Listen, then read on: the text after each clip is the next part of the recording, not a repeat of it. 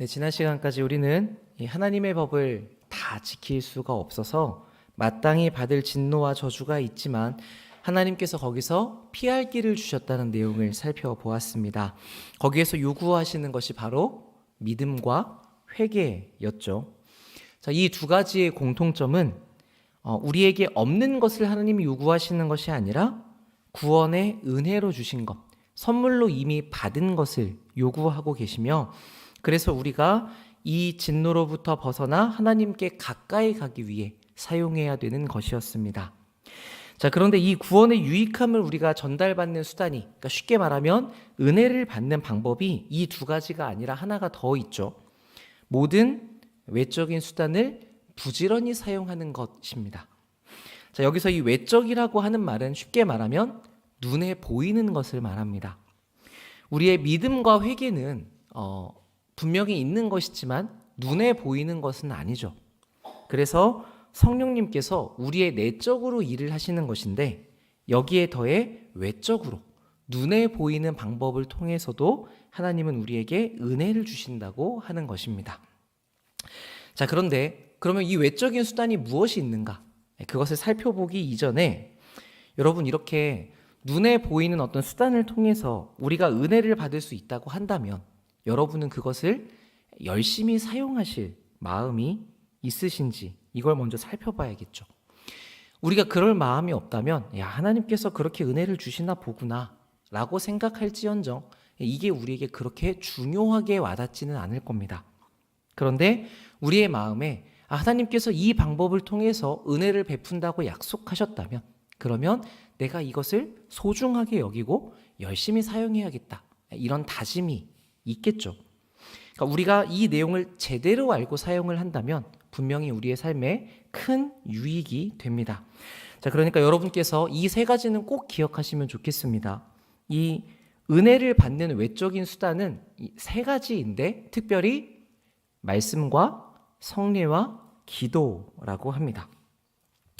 택함을 받은 사람들의 구원에 이 세 가지는 모두 효력이 있다고 이야기를 하죠. 뭐 특별한 게 아니어서 표정이 별로 뭔가 좀 새로운 걸 가지고 와야 오 하실 텐데 항상 이 부분이 이야기하기 어렵습니다. 다 아시는 내용이라서. 근데 좀 제가 새롭게 설명을 해야 되거든요. 자, 일단 가장 첫 줄을 보시면 우리에게 구속의 유익을 전달하시는 외적인 그리고 통상적인 수단은 그의 규례들이라고 설명이 됩니다. 규례라고 하는 말은 규칙이나 예식이라는 뜻이거든요. 그러니까 쉽게 말하면 예수님께서 하라고 하신 것, 이것을 규례라고 표현을 합니다. 그래서 우리가 이 세 가지를 중요하게 여기는 겁니다. 예수님께서 명령하신 것이기 때문에.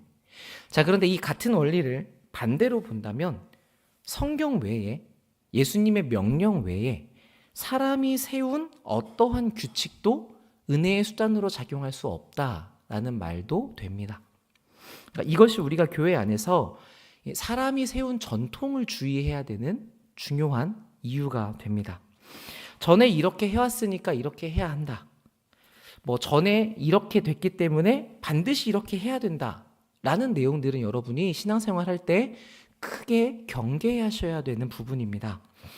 그런 이야기가 있을수록 교회 안에서 예전에 이렇게 해왔으니까 당연히 이렇게 해야지 라고 할수록 여러분들은 더 그거를 왜 그렇게 해야 되는가? 여기에 무슨 의미가 있는가? 이게 예수님이 하신 명령에 합하는가? 이 부분을 꼭 다시금 짚어보실 필요가 있습니다. 그런 기회가 있어야 우리가 왜 그렇게 해왔는지를 알 수 있고, 그게 성경에 합하다면 계속 그렇게 해갈 수 있지만, 만약에 그게 우리의 어떤 필요나 시기적절한 어떤 행동 때문에 해온 것인데 지금 우리에게 맞지 않고 또 예수님의 명령에 어긋난다고 한다면 이것은 더 성경적인 방법으로 바꾸어 가야 하는 것이 되겠죠. 초대교회는 이 예수님의 규례에 집중을 했습니다. 오늘 본문의 40절부터 보시면 또 여러 말로 확증하며 권하여 이르되 너희가 이 패역한 세대에서 구원을 받으라 하니 그 말을 받은 사람은 세례를 받음에 이날의 신도의 수가 3,000이나 더하더라. 그들이 사도의 가르침을 받아 서로 교제하고 떡을 떼며 오로지 기도하기를 힘썼다고 얘기합니다. 자, 이 세 절 안에 우리가 방금 보았던 은혜의 수단이 다 들어있죠. 복음을 듣고 받아들인 사람이 세례를 받았습니다. 그리고 사도들의 가르침이라고 하는 것은 곧 하나님의 말씀이죠. 또 이 사도행전에서 떡을 뗀다고 하는 표현, 신약에서 떡을 뗀다는 표현은 다 그 당시 했던 성찬식을 가리키는 말입니다. 그리고 이들이 오로지 기도하기에 힘썼다고 이야기를 하죠. 자, 이 사도행전 2장은 예수님께서 이제 승천하시면서 내가 약속한 성령을 보내줄 테니 너희가 기다려라 라고 하셨기 때문에 제자들이 마가의 다락방에 모여서 기도하고 있었습니다. 그런데 갑자기 그 자리에 성령님께서 오시죠. 그래서 베드로가 그 순간에 설교를 하고 이 이야기를 들은 3,000명의 사람이 예수님을 믿었던 신약의 교회의 시작을 보여주는 장면입니다. 자, 그런데 이 안에 우리가 본 은혜의 세 가지 수단이 다 들어있는 거예요. 그러니까 교회는 시작할 때부터, 처음부터 다른 군더더기 없이 이 예수님의 규례들, 명령인 핵심에 집중하고 있었다는 것을 우리가 알 수 있습니다. 그래서 이 말씀과 성례와 기도, 성례는 이제 세례와 성찬을 합해서 이야기를 하는 것인데 말씀과 성례와 기도는 교회에서 아무리 강조해도 지나치지가 않는 것이죠. 이게 무엇이기 때문에? 구속의 유익을 전달하는 눈에 보이는 외적인 수단이자 일반적인 방식이기 때문에 그렇습니다. 자, 여기서 우리가 이 수단이라는 표현을 조금 더 생각해 볼 필요가 있습니다. 만약에 여러분들의 아버지가 엄청난 자산가라고 생각을 해봅시다. 그래서 여러분의 통장에 한 1,000억 정도를 이렇게 딱 넣어주시고는 이 통장을 사용할 수 있는 이 블랙카드를 하나 만들어 주셨습니다. 그리고 그 카드를 주머니에 넣어주시면서 언제든 쓰고 싶을 때 마음대로 써라. 이렇게 말씀을 하셨다고 해봅시다. 그러면 우리는 매우 마음이 든든하겠죠. 그렇죠? 자, 그럴 때 이 블랙카드가 무엇이냐면 수단입니다. 우리가 내가 쇼핑하고 카드 긁고 물건을 사는 일에 너무 수고하고 애써서 이 돈을 받을 만해 이렇게 이야기할 수 없잖아요. 그러니까 나를 자녀로 삼아준 것, 그리고 우리의 통장에 그 1,000억이라는 내용을 넣어준 것, 이건 다 내가 무언가 잘한 게 없고 아버지께서 해주신 겁니다. 다만 내가 이것을 받아 사용하는 통로가 뭐냐면 카드인 것이죠. 그러니까 이것과 마찬가지입니다. 우리가 말씀과 성례와 기도를 하면 하나님의 은혜를 얻을 수 있다. 이렇게 말할 수는 없습니다. 이 조건을 충족한다고 해서 그게 반드시 따라오는 게 아니기 때문이죠. 그렇게 내 공로가 들어가고 우리가 무슨 조건을 충족해야지만 은혜가 도달한다라고 하면 이것은 은혜일 수 없습니다. 선물이 되지 않아요. 그러니까 은혜라는 건 무엇이냐면 하나님께서 우리에게 값없이 주시는 것이고 성경의 말씀대로 하면 이미 우리에게 모든 신령한 복을 다 주셨다고 이야기합니다. 여러분의 계좌에 그 복이 다 들어있는 것이죠. 그러니까 이것을 받아 누리는 카드가 무엇이냐면 방금 우리가 이야기한 세 가지 방법, 말씀과 기도와 성례인 것입니다. 자, 그런데 아이들은 이런 카드를 줘도 가끔 자기 주머니에 카드가 있다는 것을 잊어버리거나 또는 어떻게 쓰는지를 몰라서 배를 굽는 때가 있단 말이에요. 그러니까 이게 세상 안타까운 일인데 너 그 카드를 쓰면 되는데 왜 안 쓰느냐? 우린 다 그렇게 이야기를 할 텐데 영적인 입장에서 본다면 우리가 그런 상황일 수 있습니다. 내 영혼이 무언가 풍성하지 못하고 빈곤하다고 하는 것은 이 이미 허락되어 있는 유익을 내가 받아서 누리고 있지 않다는 것에 가깝기 때문입니다. 그래서 우리가 말씀과 기도를 그렇게 강조하는 것이죠. 사실 아까 여러분들이 웃으셨던 것처럼 은혜를 받는 방법으로 말씀과 성례와 기도는 하나도 특별한 것이 아닙니다. 여러분이 오히려 너무나 많이 들으셨기 때문에 제가 이 자리에서 이야기를 할 때 식상하다고 느껴질 정도이죠. 왜냐하면 우리는 신앙생활을 하면서 무슨 어려운 일이 있으면 다들 옆에서 뭐라고 얘기하세요? 기도하세요라고 얘기합니다. 그래서 어떻게 기도를 해야 되는가, 이 문제를 어떻게 해결해야 되는가 궁금해서 목사님을 찾아가도 목사님도 기도하십시오라고 이야기를 합니다. 여러분이 어떤 순간에 내가 하나님을 더 알고 싶어서 하나님 앞에서 내가 더 잘하고 싶어서 어떻게 해야 됩니까? 라고 물어보면 많은 분들이 다 뭐라고 이야기하세요? 말씀을 읽으세요라고 이야기를 합니다. 목사님을 찾아가도 사실 절 찾아오셔도 말씀을 보시라고 얘기할 수밖에 없잖아요. 그러니까 이거를 한 수십 년간 들으면 말씀을 보고 기도하라는 말만큼 우리에게 영향력 없는 말이 또 없습니다. 너무나 익숙해져 버려서. 그래서 우리는 무엇을 바라냐면 뭔가 더 새로운 것을 자꾸 찾으려고 해요. 물론 하나님께서는 다른 방식으로 여러 가지 초자연적인 방식으로 여러분들에게 은혜를 주실 수 있습니다. 하나님의 마음 먹으시면 충분히 그렇게 하실 수 있죠. 그런데 그게 그렇게 중요하지 않고 하나님께서 일반적으로 어떻게 은혜를 주겠느냐 하시냐면 이 세 가지 방식을 사용해서 하겠다고 말씀하신 것입니다. 그래서 이 수단이 정말 중요한데 그렇기 때문에 우리가 이 세 가지를 깊이 경험하는 일이 필요합니다. 말씀에 깊이 빠져보고 기도에 깊이 잠겨보면 왜 이게 은혜의 수단인지를 그때 알 수 있게 되는 것이죠. 보통 처음에는 이걸 힘들어하기 때문에 이제 5분, 10분 이렇게 시작하라고 권면을 드립니다. 보통 우리가 이제 처음 성경을 읽을 때에도 하루에 한 장씩 읽어보세요라고 하지 10장씩 읽으라고 하진 않잖아요. 그러니까 저도 청년들 이제 큐티 이제 계속 해가려고 하는데 절대 큐티 1시간씩 하지 마라. 그러면 한 번 보고 한 달 동안 안 한다. 10분씩 짧게 가볍게만 봐라. 이렇게 시작을 하고 있거든요.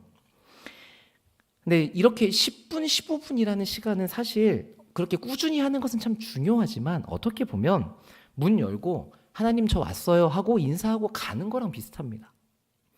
이렇게 인사를 열흘 하고 100일 하고 10년을 해도 하나님과 깊은 관계를 들어가긴 조금 어려울 수 있죠. 오히려 1시간, 2시간, 10시간 이렇게 깊은 대화를 나누어야 관계가 발전이 됩니다.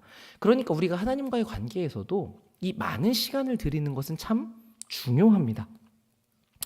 그러니까 그때 어떤 일이 벌어지는지는 거기에 시간을 써보신 여러분들이 누구보다 잘 알고 계시죠.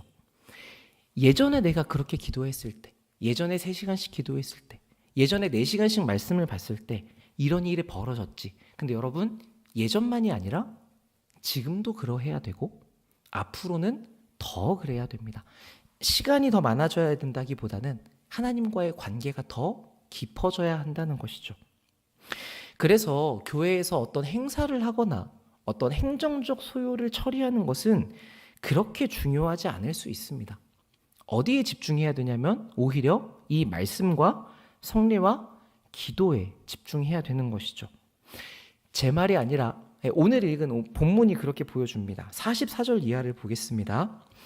믿는 사람이 다 함께 있어 모든 물건을 서로 통용하고 또 재산과 소유를 팔아 각 사람의 필요를 따라 나눠주며 날마다 마음을 같이하여 성전에 모이기를 힘쓰고 집에서 떡을 떼며 기쁨과 순전한 마음으로 음식을 먹고 하나님을 찬양하며 또 온 백성에게 칭송을 받으니 주님께서 구원받는 사람을 날마다 더하게 하셨다. 여러분 우리가 이보다 더 바랄 게 있습니까? 가장 우리가 바라는 모습이지 않습니까? 이게 어떤 배경에서 이루어졌냐면 아까 우리가 앞에서 읽었던 말씀과 성례와 기도에 이 사람들이 집중했을 때 벌어진 결과입니다. 자, 이 대목에서 우리가 한 가지 좀 중요하게 생각해 볼 것이 있는데 하나님의 은혜가 우리에게 임하는 것은 어떤 특별하거나 기적적인 것보다는 우리의 평범한 일상에서 이루어진다는 사실입니다. 그래서 이 기독교의 신앙은 성장할수록 처음에는 자연적인 것에서 초자연적인 하나님의 일하심을 보는 눈이 생기는 것 같습니다. 많이 사용하시는 표현으로 하면 영적인 시각을 갖는 것? 네, 이렇게 표현할 수 있을 것 같아요. 그래서 처음에 신앙을 가지면 우리가 하나님께 이렇게 기도합니다. 하나님의 기적이 제 일상에 담기게 해주십시오. 우리의 평범한 일상에 하나님의 일하심을 담아주십시오. 이렇게 기도하거든요. 그런데 그렇게 신앙이 성장하다 보면 이제 어떻게 기도하냐면 하나님, 제 일상이 하나님의 기적으로 차 있음에 감사합니다 라고 이야기하게 됩니다. 그러니까 하나님의 일하심은 다 기적인데 그 놀라운 일이 우리의 일상을 한순간도 빼놓지 않고 붙잡고 있잖아요. 그러니까 우리가 이 평범한 일반적인 삶에서 하나님의 일하심이 무엇인지를 보는 눈을 더 갖추어가게 되는 것이죠. 이것을 일깨워주는 것이 무엇입니까? 바로 평범해 보이는 말씀과 성례와 기도인 것입니다. 따라서 이 방법은 교회가 가장 심혈을 기울여야 되는 기초이자 바탕, 또 우리가 은혜를 공급받는 수원지와 같은 것입니다. 그렇기 때문에 우리가 이 본질에 얼마나 집중하고 있는지가 중요해지죠. 여러분 한 명 한 명이 얼마나 이 위에 서 계시느냐에 따라서 서울 남부교회 전체가 그 위에 있게 되고 조금 더 나아가 우리 한국교회가 그 위에 서 있게 되는 것이기 때문입니다. 이렇게 소요리 문답은 우리가 은혜로 구원을 받았다, 너무 감사하다, 거기서 끝나는 것이 아니라 하나님께서 지금 우리에게 무엇을 요구하고 계시는지, 그래서 우리가 어떻게 살아가야 되는지를 이야기해 줍니다. 2부에 처음 있을 때 하나님께서 우리에게 무엇을 요구하시는지를 우리가 배웠죠. 도덕법, 십계명, 일반적으로 지켜야 하는 법칙들이었습니다. 그런데 우리가 그것을 완전히 지킬 수 있다고요? 없다고요? 없다고요. 그래서 우리는 하나님의 법을 어겨서 진노와 저주 가운데 처하게 되는데, 그런데 하나님께서 거기에 두지 않고 선물을 주셨다. 그게 예수님을 믿는 믿음과 돌이키는 회개였습니다. 자, 이 두 가지만 가지고는 우리가 잘못한 것에 대해서는 넘어올 수 있지만 앞으로 나아가기가 더 어렵잖아요. 그러니까 지금 우리에게 없는 은혜를 하나님께서 공급해 주셔서 내가 넘어서지 못했던 그 죄의 문제를 다시 일어나서 도전하고 넘어감으로써 성장하게 만드십니다. 여기에 은혜를 공급하는 수단이 말씀과 성례와 기도인 것이죠. 이게 우리를 향한, 오늘을 사는 우리를 향한 하나님의 요구이자 뜻인 것입니다. 그러니까 이 소요리의 흐름과 짜임새가 참 잘 돼 있는 것 같아요. 자, 그럼 이제 이 수단들, 이 세 가지 수단이 우리에게 어떻게 실제적으로 효과가 있는가를 살펴보겠습니다. 오늘의 시간상 말씀밖에 못 볼 것 같아요. 그래서 말씀만 살펴보고 마치려고 하는데, 말씀은 기독교에서 가장 중요한 것입니다. 어떤 순간에도 하나님의 말씀은 가장 먼저 옵니다.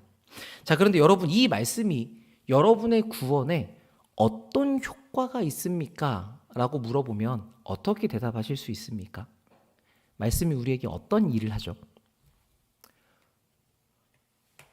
내용이 많지만 요약하면 두 가지입니다.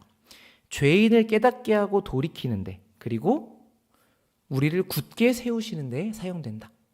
좀 더 쉽게 표현하면 우리가 구원을 얻고 천국에 가기까지 우리를 성장시키신다. 이렇게 이야기할 수 있겠죠. 자, 말씀은 우리의 구원에 효과가 있습니까? 없습니까? 있죠. 네, 있습니다. 그런데 이 책이 그 자체로 무언가 신령한 효과가 있는 것은 아닙니다. 누가 사용하셔야 되는 것이죠? 성령 하나님께서 사용하실 때에 효과가 있습니다. 그래서 우리가 말씀을 보거나 들을 때 성령님 깨닫게 해주십시오라고 기도하는 것이죠. 자, 그런데 오늘 소요리는 좀 구체적으로 이야기하는데, 하나님의 성령께서 효과적인 수단으로 무엇을 삼는다고 하시냐면 말씀을 읽는 것, 특히 설교하는 것을 효과적인 수단으로 사용하신다고 합니다. 성령님께서 이 두 가지를 다 쓰시거든요. 여러분이 읽을 때도 들을 때에도 다 유익이 되지만 특별하게 설교를 강조하고 있습니다. 우리는 이 근거를 빌립과 에디오피아 내시 사건을 통해서 알 수 있죠. 에디오피아 내시는 성경을 읽는 사람이었습니다. 성경의 내용도 알고 거기에 대한 지식도 가지고 있었습니다. 그런데 읽는데 혼란스러운 부분이 있는 거예요. 내가 읽긴 읽지만 이게 무슨 소리냐. 그때 성령님께서 빌립을 보내주시죠. 그러자 빌립이 가서 이야기합니다. 선지자의 이사야의 글을 읽고 있는데 그것을 깨닫고 있느냐? 대답하되 가르쳐주는 사람이 없으니 내가 읽지만 어떻게 깨달을 수 있습니까? 그래서 빌립이 그 이야기를 가르쳐주죠. 그 이사야 선지자의 기록에 담겨있는 내용이 무엇이었습니까? 거기서 시작해서 결국 예수 그리스도에 대한 내용이었습니다. 그러니까 이때 이 내시가 명쾌해졌죠. 말씀이 말하고자 하는 바가 무엇인지를 분명히 깨닫게 됩니다. 그러니까 성령님께서 이 한 사람의 구원을 위해 말씀을 읽게 하시고 또 듣게 하심으로 효과적으로 일하셨다는 것을 알 수 있죠. 그래서 성령님이 사용하시는 수단 중에 설교는 매우 중요한 것으로 우리에게 알려집니다.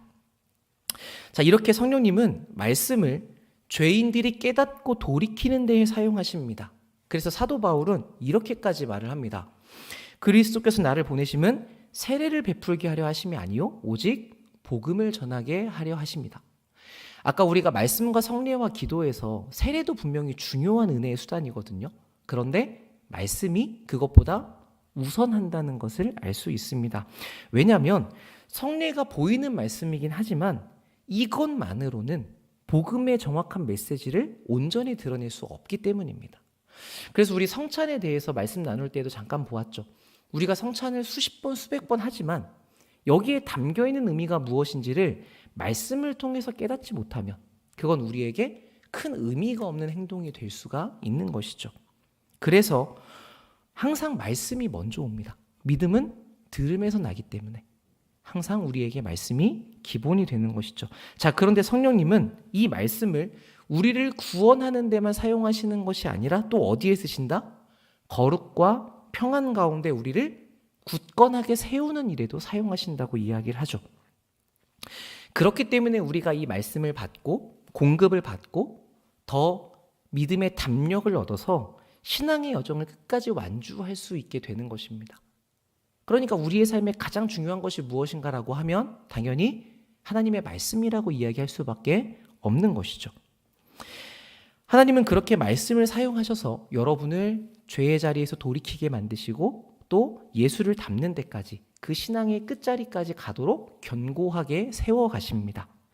자, 그러면 그 중에 특별히 설교가 하나님이 사용하시는 중요한 것이라고 하는데 여러분은 실제적으로 설교를 들으시면서 야, 설교가 정말 우리에게 너무나 중요하고 대단하구나라고 하는 느낌을 받으시는 적이 얼마나 있으십니까?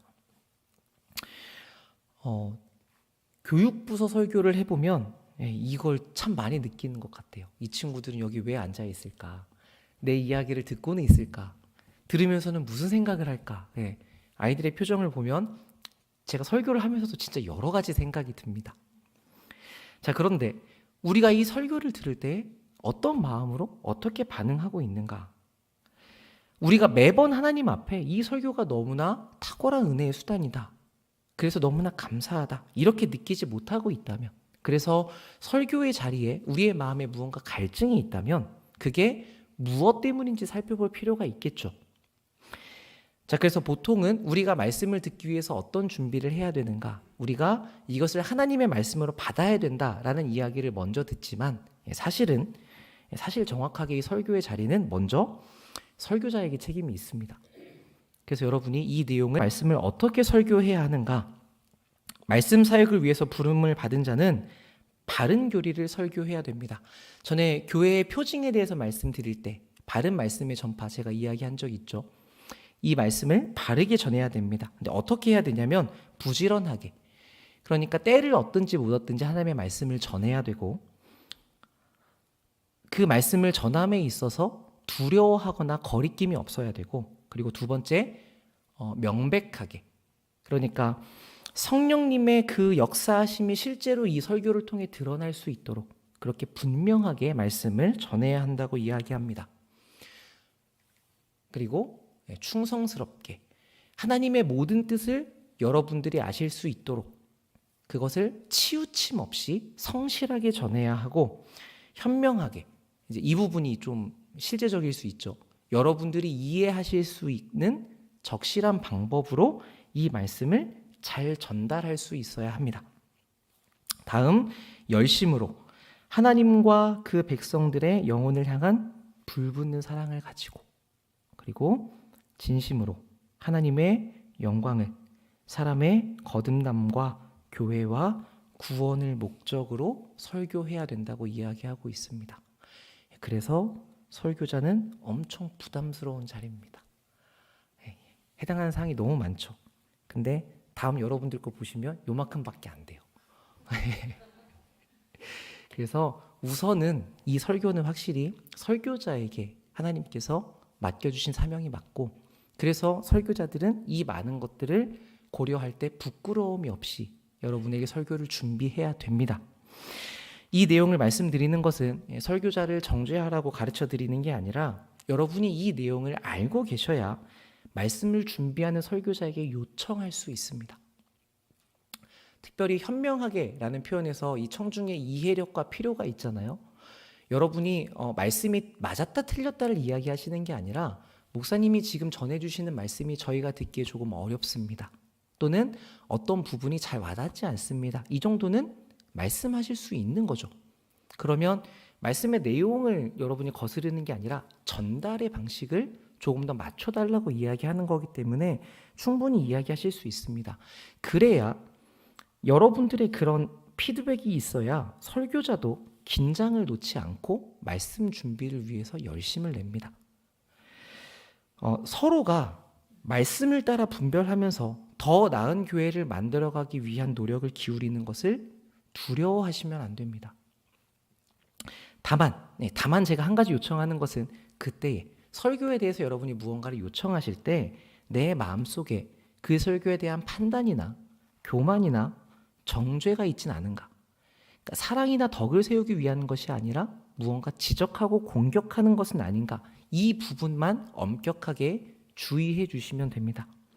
그 외에는 여러분이 필요하다고 생각되는 것들 정중하게 다 요청하실 수 있습니다. 뭐랑 똑같냐면요. 결국 하나님의 말씀을 먹이는 거잖아요. 여러분들 아이들 키울 때 유아식 먹이시지 않습니까? 젖을 먹이다가 이제 유아식으로 옮겨가는데 그때 어떻게 하면 이 아이가 더 잘 먹을지, 더 잘 소화를 하는지 뭐 소고기도 먹여보고 야채도 먹여보고 여러 가지를 다양하게 먹이잖아요. 그러다 보면 아이가 어떻게 반응합니까? 다 잠자코 먹습니까? 안 그래요. 몸부림을 치면서 저항을 합니다. 특별히 싫어하는 거는 울고 불고 더 난리를 치죠. 그러니까 그것과 같이 여러분께서 말씀을 받으실 때에도 반응을 해주시면 그러면 더 적절한 수단을 찾아 고민할 수 있습니다. 그러니까 여러분이 충분히 기도하시고 그리고 말씀하실 때는 또 질서를 따라서 그리고 겸손하게 이야기해 주시면 여러분만이 아니라 목회자에게도 그리고 우리 교회 공동체에게도 전체적으로 더 유익한 일이 됩니다. 자, 그리고 다음 이제 설교자의 역할은 이렇고요. 여러분들의 역할은 이렇습니다. 설교 말씀을 듣는 이들에게 요구되는 것은 무엇인가? 부지런함과 준비함과 기도함으로 참석한다. 제가 봤을 때 제일 중요한 건 이겁니다. 일단 설교의 자리에 오셔야 됩니다. 그렇죠? 그리고 검토한다. 여러분들이 들으시는 것을 과연 성경의 말씀에 그러한가라고 살펴보아야 할 필요가 있는 것이죠. 또 믿음과 사랑과 온유, 마음의 준비로서 하나님의 말씀으로서의 진리를 받아들일 필요가 있습니다. 이게 우리가 가장 많이 이야기하는 지금 이 내용이 어떠한가와는 별개로 하나님께서 이 시간 나에게 말씀을 주시는 것이다 라고 우리가 생각해야 되는 부분인 것이죠. 그리고 묵상하고 그 말씀을 살펴야 되며 마음에 간직해서 생활 속에 열매를 맺도록 해야 됩니다. 우리 내 마음밭 비유 말씀 자주 들으시잖아요. 그것처럼 이 말씀이 어디로 사라져버리거나 빼앗기거나 튕겨내지 않도록 우리가 마음에 잘 간직해서 그래서 여러분의 삶에 살아내시는데 사용하셔야 됩니다. 그렇지 않으면 우리가 한두 시간만 지나면 무슨 말씀 들었는지 잊어버리거든요. 잊어버리면 살아낼 수가 없겠죠. 그래서 여러분이 말씀을 듣고 난 다음에는 이 말씀을 나에게 주신 것으로 잘 갈무리하시는 시간이 필요합니다. 그래서 이 말씀을 한 주간 여러분이 계속 되새김질 하시면서 내 것으로 만드는 시간이 필요합니다. 사실 한국교회는 지금 설교를 듣는 일이 너무 많아요. 그렇죠? 말씀을 한 주에 거의 7개, 8개, 9개씩 예배 다 참석하시는 분은 그렇게 들으시는데 많이 듣고 많이 배우시는 거 참 좋은데 여러분이 그 중에 한 말씀이라도 놓치지 않고 내 것으로 만들기 위해서 애쓰셔야 됩니다. 그냥 가장 일반적으로 이야기하면 주일날 여러분이 설교를 들으시잖아요. 그리고 그때 하나님께서 나에게 이것을 요구하시는구나가 깨달아지신다면 한 주 내내 그 말씀을 붙들고 씨름하면서 그렇게 살아내기 위한 노력을 하셔야 됩니다. 그 노력을 하면서 3일에 와서 다시 한번 점검하고 금요일에 와서 내가 5일 동안 세상에서 잘 살았는가 다시 돌이키고 마음을 먹고 그리고 주일날 또다시 우리에게 주시는 말씀을 가지고 한 주를 나아가는 거죠. 그렇게 우리가 무언가 하나에 집중하지 못하면 되게 많은 말씀을 들어서 말씀에 대한 지식이 정말 많아지는데 그 말씀을 하나도 실천하지 못하고 지나갈 수 있습니다. 말씀을 내 삶으로 녹여내는 것은 많은 시간이 필요한 작업이거든요. 그래서 꼭 한 가지 말씀은 여러분이 한 주 동안 붙잡고 가실 수 있는 그런 실천이 있었으면 좋겠습니다. 그래야 여러분의 삶에 이 말씀이 열매를 맺을 수 있습니다. 이것이 듣는 분들의 역할입니다. 그래서 제가 항상 이렇게 기독교의 예배, 설교의 자리는 앉아서 그냥 가만히 듣다 가는 자리가 아니라고 말씀드리잖아요. 능동적이고 적극적이고 치열하게 듣는 자리입니다. 내가 생각하고 있는 바, 또 내가 고민하는 바, 내가 기도하고 질문한 것에 대해서 하나님께서 어떤 말씀을 주시는 것인지 아주 치열하게 찾는 자리인 것이죠. 자, 그렇다면 마지막으로 설교를 듣는 것이 이렇다면 여러분이 개인적으로 집에서 읽으실 때는 어떻게 해야 되는가? 비슷한 맥락들이 많지만 한번 보겠습니다. 하나님의 말씀은 어떻게 읽혀져야 하는가? 성경은 높이 받들고 경외하는 마음으로 읽혀져야 합니다. 여러분 성경을 펴시면서 이 높이 받들어 읽는다는 마음으로 그 성경을 접하십니까? 이 하나님의 말씀을 내가 사랑한다는 마음으로 접근을 하십니까? 우리 교회 주보에도 제가 성경 봉독이라고 적어놨거든요. 요즘에는 교독이라고 표현하는 곳이 많은데 교독은 교대로 읽는 것이지만 봉독은 무엇이냐면 받들어 읽는다는 표현입니다. 그래서 우리가 하나님의 말씀을 어디에서 접하던 간에 이것을 내가 읽어야 하니까 의무나 또는 내가 읽어야 돼서 어쩔 수 없이 하는 게 아니라 말씀을 펴는 우리의 마음 자체가 우선 하나님께 호의적이어야 됩니다. 이 말씀을 사랑하는 마음으로 접해야 되죠. 사실 이게 가장 중요한 시작입니다. 자, 그리고 나서 이것이 하나님의 말씀인 것과 하나님께서 깨닫게 하셔야 된다는 것에 대한 믿음을 가지고 그리고 이 성경에 드러내신 하나님의 뜻이 무엇인지를 분명히 알고 내가 거기에 순종하겠다는 다짐을 가지고 읽어야 합니다. 또 부지런함으로 시간을 내어서 읽어야 하고 그리고 성경이 말하고자 하는 바가 무엇인지에 대해서 우리가 가볍게 여기지 않고 주의함으로 읽어야 된다고 이야기를 합니다. 요즘에는 이제 우리가 성경을 예전에는 좀 끊어서 읽어가지고 그냥 이 부분의 내용이 무엇인가에만 집중을 했는데 사실은 성경은 전체의 흐름과 문맥 안에서 읽을 필요가 있죠. 그렇게 읽어야 하나님께서 우리에게 말씀하시고자 하는 바가 무엇인지가 정확하게 나옵니다. 그런데 거기에 주의를 두지 않고 부분만을 읽고 그것을 그냥 내 생각대로 해석하고 넘어가 버리면 주의함이 없으면 하나님이 어떤 관점으로 우리에게 말씀하고 계시는지를 우리가 신경 쓰지 않으면 읽는 것에 있어서도 우리가 많은 오류를 범할 수 있다는 것이죠. 그리고 묵상과 적용과 자기 부인과 기도 이 부분은 아마 여러분들이 잘 하고 계실 것이라고 생각합니다.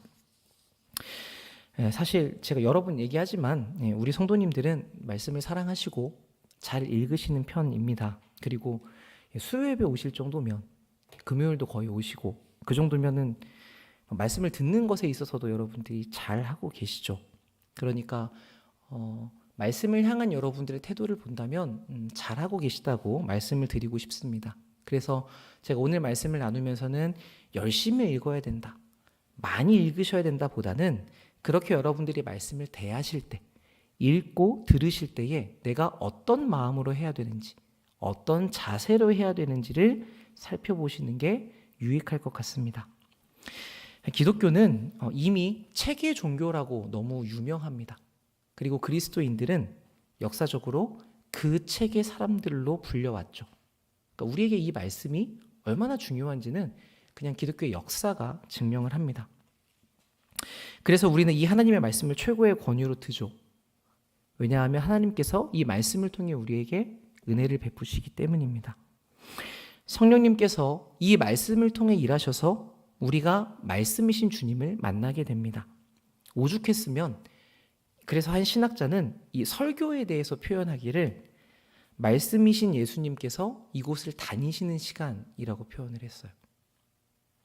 그러니까 우리가 이 완성된 계시를 가질 수 있다는 것, 그것도 이렇게 쉽고 편하게, 요만큼밖에 안 되잖아요. 옛날에는 막 두루마리 막 이렇게 들고 다녔는데, 그러니까 이 생명의 말씀 전체를 소유할 수 있다는 것이 얼마나 큰 복인지를 매번 여러분이 말씀을 접할 때마다 떠올리실 수 있으면 좋겠고, 그때마다 하나님께서 어떤 은혜로 우리에게 이것을 전해주셨는지, 그 하나님의 사랑이 여러분의 마음을 가득 채울 수 있으면 좋겠습니다. 그 사랑으로 시작해서 말씀으로 들어가시는 겁니다. 하나님께서 우리에게 이미 은혜를 다 베푸셨고 그것을 받을 수 있는 수단으로 말씀을 주셨습니다. 그래서 여러분이 이것을 읽고 들을 때마다 말씀이신 주님께서 효과적으로, 실제적으로 역사하십니다. 지금 이 자리에서도 마찬가지이신 것이죠. 그러니까 여러분이 이 내용을 분명하게 아시고 기억하셔서 여러분이 말씀을 마주하는 자리마다 이 내용을 생각하셔서 여러분이 말씀을 접하는 그 모든 순간에 하나님의 은혜가 그 평범한 일상 가운데 더 풍성하게 경험되는 그런 복된 삶이 되셨으면 좋겠습니다.